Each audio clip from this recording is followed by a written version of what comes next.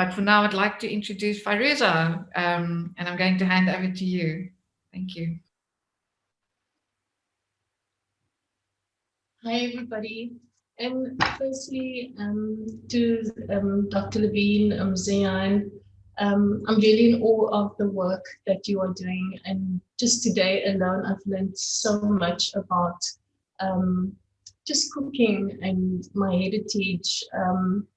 And really, heritage is what it's all about. I mean, I was really fortunate to grow up, and I say fortunate to grow up in an all-female household.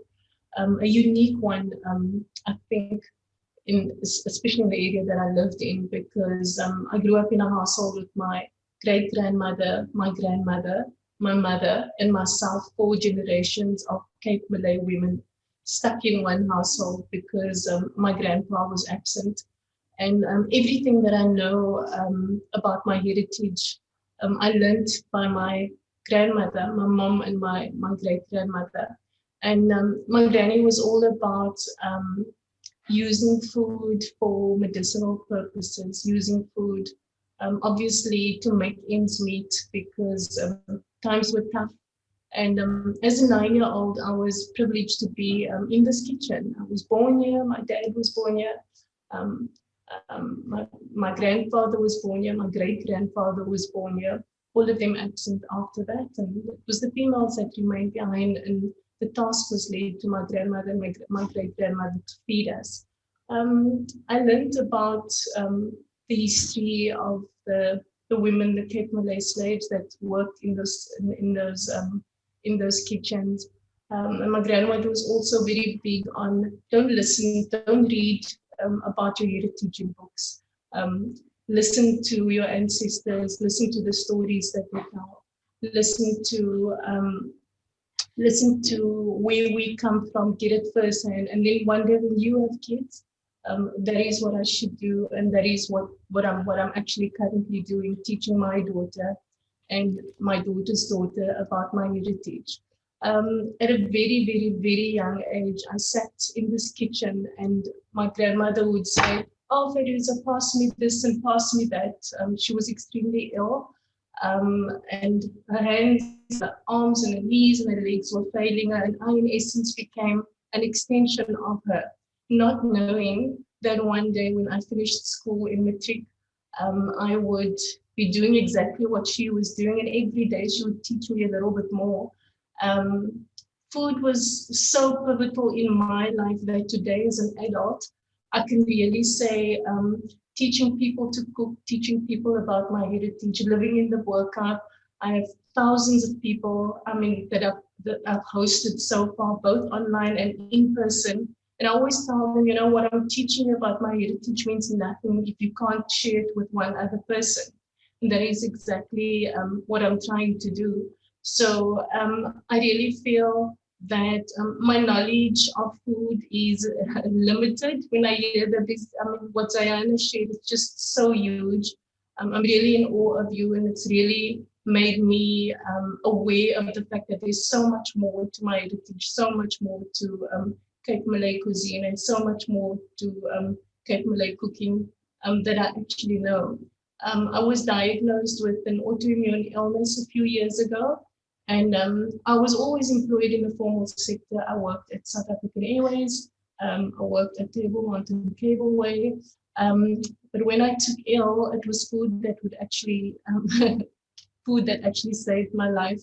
Not only the health benefits of spices, in particular turmeric, but the fact that I could continue doing this in terms of a profession. The fact that all of a sudden at the age of 50 years old, I wrote a cookbook. And the cookbook really just started on the back end of my illness because I became extremely forgetful.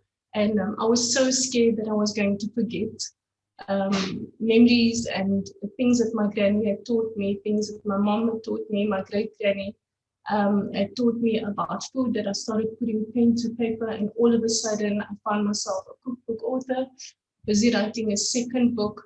But one thing that helped me through this period was actually the use of spices in cooking. Turmeric in particular, I remember my granny used it as an antibiotic whenever we would cut ourselves. She would, when one of my cousins had a miscarriage, she was obviously bleeding profusely. My granny would use traditional medicines in terms of cinnamon and cloves to try and assist her and prevent her from obviously just losing a huge amount of blood. Whenever we had toothache, we'd get a clove in our tooth. Whenever we had a runny tummy, get a little cloth with grated apples and spices put in it. And I grew up like that, and it's still things that I'm doing today. Food really, this community is built on, I think, just 3 words, and those words are really about is sharing, giving, and intention. The community in the World Cup and the community of the Cape Malays are really, I think it's the essence. Those 3 words actually just describes the essence of the Cape Malay community. We were in COVID, we are in COVID at the moment, and I was so immensely proud to see how the World Cup community came together just to ensure that everybody in this time of darkness had food. Up until today, still on a daily basis, hundreds of liters of food cooked. We don't know where it comes from. It's just cooked and distributed to the community. Elderly people, every day you would open your front door. If anybody knew of somebody that was struggling in the community, you would open your door and there would be a parcel of food on your doorstep. Or your medication. Your medication would be on your doorstep. So this one word, kanala, and it sounds like mahala, and it means something similar. But kanala in Cape Malay means please or for God. There are two meanings to it. Kanala means I'm asking you for something, but then it also spills over into I'm doing this for you, kanala, for God, with the intention of doing it for free. So that is really what this community is about. And this, for more than 300 years, the Cape Malay heritage has persevered, and it will persevere always through, I think, just cooking classes, teaching people about spices, teaching people about heritage, teaching people about our culture. And not from, I mean, there's a place in the world for books, but in this instance, I've learned my heritage just from my forefathers, my foremothers, and I'm a big believer in getting people to cook together, getting people to create memories. I'm always seeking out old recipes. I knock on people's doors just so that I can get those, because every recipe tells a story. And every recipe that I cook in my kitchen literally tells a story.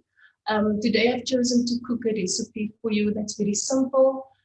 It's a tongue-in-cheek recipe almost, because with so many mouths to feed, my grandmother was very innovative with cooking, and she, whenever she made this particular curry that I'm cooking for you today, I knew that the store cupboards were empty, because it's made with lots of love, firstly, but secondly, it's an egg curry. So eggs were one of the more affordable things to eat. We couldn't always afford to eat chicken or beef or lamb, but eggs was around a lot of the time. And whenever my granny cooked this meal, I knew, oh, it's time to shop, or there's nothing in the store cupboards. So I call it tongue-in-cheek, because that tells the story of middle of the month. And the thing is, today I still do it. Whenever the store cupboards are empty or I haven't been to the shops and my family knows, oh, we're having egg curry today, it's that time of the month. So I'm teaching you a little bit about how to make a curry paste. And this is something that I teach my guests, that if you can use this one curry paste, if you can cook this curry paste, you can cook multiple dishes with it, whether you use it for lamb, beef, chicken, fish. I spoke about it, everything in Cape Town, we're just so abundant, we're so blessed to have all of these things available to us, especially just our proximity to the ocean.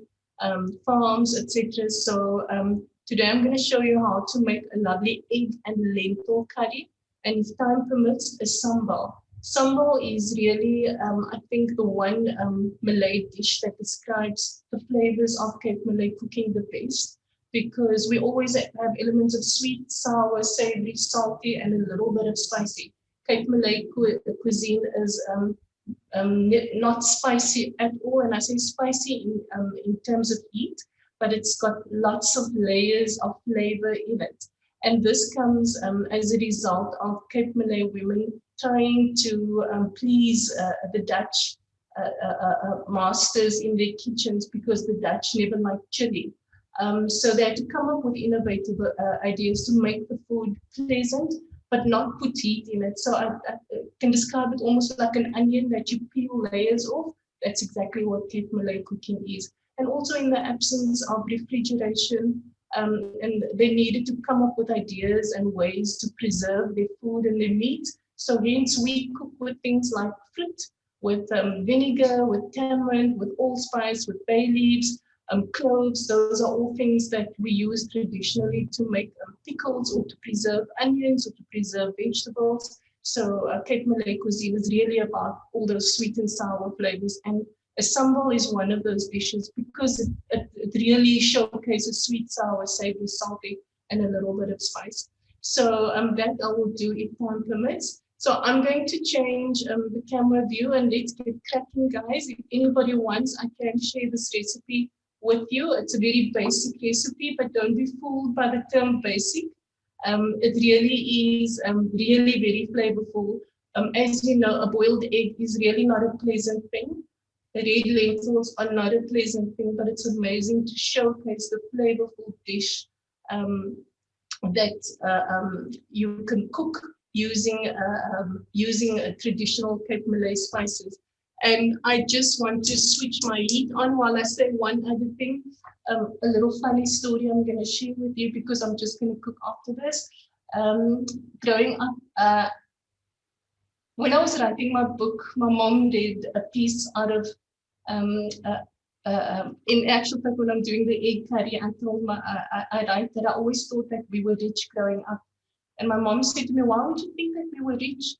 So because I worked, I had 2 jobs. And I said, because, you know, that feeling that food created, the warmth and that almost crazy happiness, and that when we sat around the table in the evening, and our table always looked like a feast, but yet I knew we didn't financially, we were not in a position to eat like kings. So I said, because I felt as if though we ate like kings. And my mom said, no, my dear, but what it was, at that warmth and the feeling that food generated, and eating together, sitting around the table, spending time with family. And it was really, today I still feel like I'm rich, but it's reaching the quality of the childhood that I had growing up, just sitting around our table.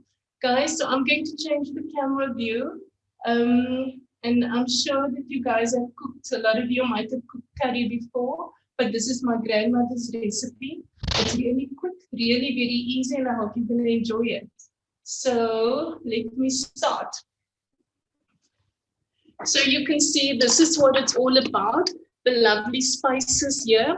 And I've taken the liberty to actually mix a Cape Malay spice mix. So this is a sweet and sour kind of curry. And when I say sweet and sour, you can see I've got the elements that gives you that sweet and sour. So that is some bay leaf, some cloves and allspice. I've got cinnamon that lends a little bit of sweetness, some chili powder, and obviously turmeric smack bang in the middle, rightfully so. Turmeric is amazing as an anti-inflammatory.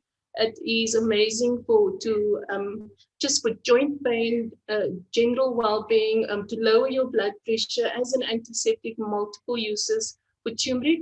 And then turmeric, ground coriander, cumin, a little bit of salt, some chili, some cardamom and cinnamon, the sweetness obviously coming from that. And then here we go. Basically, a basic curry will always start with a little bit of onion, tomato, garlic and ginger. And then because I love bell pepper, I've just added some bell pepper, and that's the star of the show. boiled eggs. I'm also putting in here lentils, which is completely optional, but I do believe in eating as healthy and possible as possible. As you guys know, I mentioned I was diagnosed with an autoimmune illness, and I'm just going to change the camera view so that you can see what I'm doing here. The first thing that's going in is a little bit of onion. I love the sound of that sizzle, guys. A little bit of onion.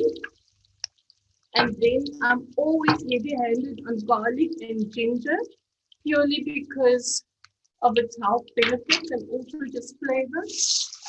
So what I'm doing here, guys, I'm making a curry paste. I've got some little bit of oil. I'm using a little bit of olive oil. And then I've got some onion, garlic, and ginger. A lot of people ask me, how do you know when to add your tomato to it? When you can smell the garlic and ginger, you are ready to add your tomato. And this curry paste, guys, if you know how to make this, you can actually make multiple types of curry, and everybody will think that you have changed out so many different recipes, but it's you being innovative with one basic recipe and just dressing it up and dolling it up so that your family can think you're cooking a different meal every day, which is exactly what my granny did. But in actual fact, it was just her being innovative. Here we go. So this is what I got. I can now smell my garlic and ginger. So I'm adding tomato. I'm adding a little bit of tomato to that. And the next thing that's going to go in is my spices. Once again, this spice here, really, I was diagnosed with Graves' disease a few years ago. And turmeric was the one spice that my doctor recommended I consume on a daily basis. And now I get turmeric every morning, every evening. I make a turmeric milk. And part of my illness leaves me with a lot of inflammation in my body. And for the past 4 years, I have not taken any anti-inflammatories. It works like a dream. It is absolutely amazing. And I cannot talk about its health benefits enough.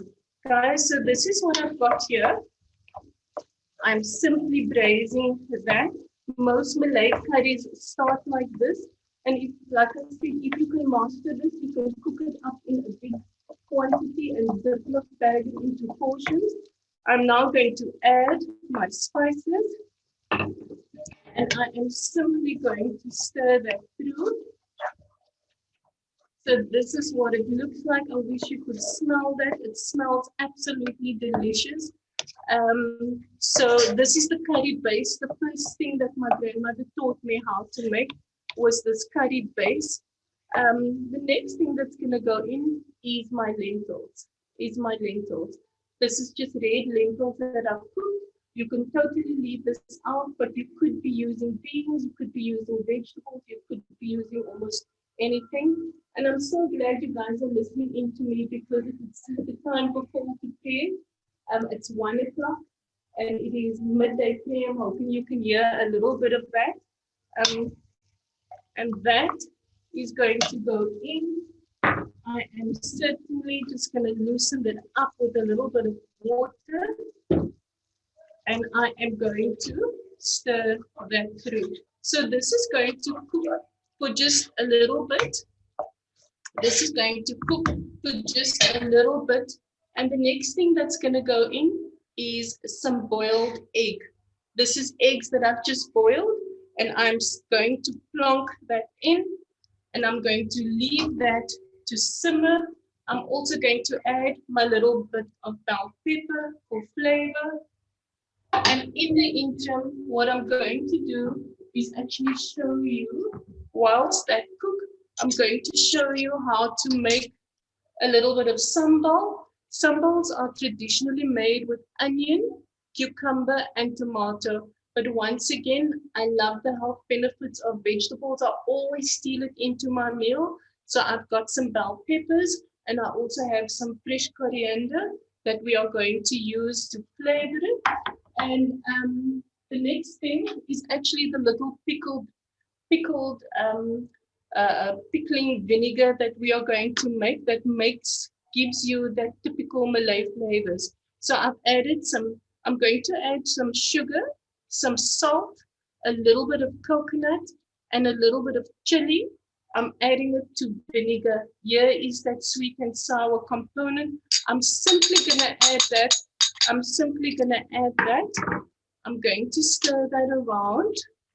And this is the sambal that accompanies most meals in a Cape Malay home. So I'm simply going to add a little bit of onion, some coriander, cucumber, tomato, and I am going to stir that through. And this is the sambal that I spoke about. Sweet, sour, savory, salty, and spicy. We lovingly refer to it as slai in Cape Town, but sambal is really an Indonesian dish. In Indonesia, there are more than 300 versions of it, but this is the most common one made in Cape Town. So that is our sambal. That is our sambal, and this is our egg and lentil curry. I'm just going to stir that through, and I'm going to leave that because the lentils are cooked.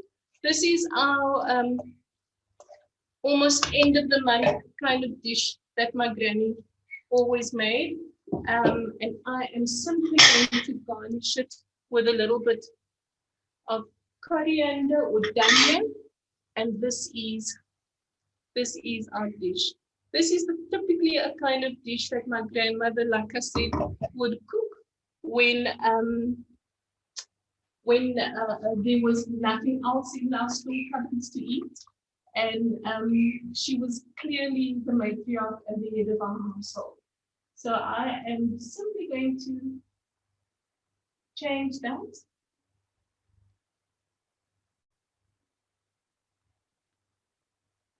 Yeah.